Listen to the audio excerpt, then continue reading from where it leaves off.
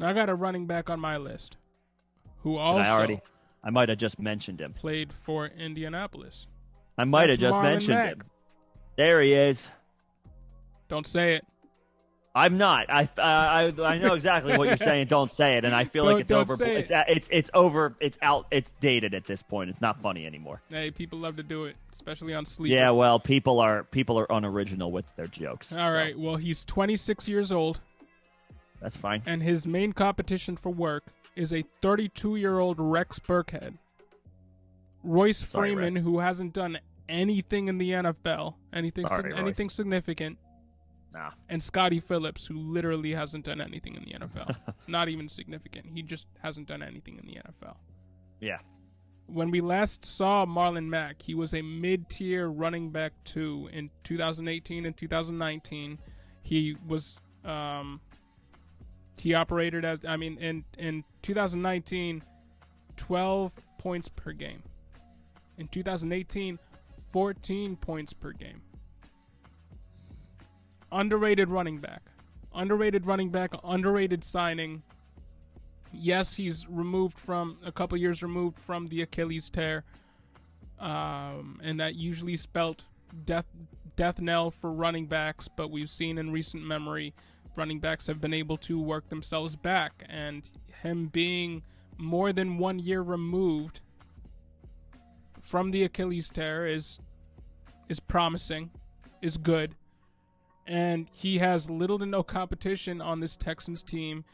Now, this Texans team is not going to be high-flying by any means. Not going to be in the red zone a ton.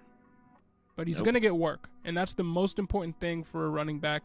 He should get the first and second down, most of, if not all of, the first and second down workload for this Texans team for at least one season. But if all you have to do is throw a third, which I think is all it's going to take to get Marlon Mack as somebody who's coming off the Achilles tear, who wasn't given the vote of confidence by the Colts. They let him go. And he went to a team that nobody likes. Nobody wants players on the Texans right now. You can probably throw a third and get a first and second down pseudo workhorse on your team, albeit from a bad team. But again, you've said it multiple times in live streams, not today, just in live streams in general. Doesn't matter if the team is good, as long as the running back's getting touches. We want running backs getting touches. Players produce on bad teams too. There we go. You said it better than I did. But Marlon Mack, No, I but don't I think got we to should say, be yeah. sleeping on Marlon Mack. I think Marlon Mack can have a little bit of a resurgence. And if all you got to pay is a third-round pick, which I'll say it again, 9.3% chance third-round picks end up being starters on your fantasy team. If all you got to give up is a third-round pick for somebody who should lead a backfield in touches in 2022, I'm doing that all day. There you go. Marlon Mack. Yeah, I mean, we saw Mack. He was an explosive player prior to the injury, and then and this is working in your favor in this situation. If you're trying to buy him, was basically a healthy scratch last year. Like he's 2 years removed from the Achilles injury, not one.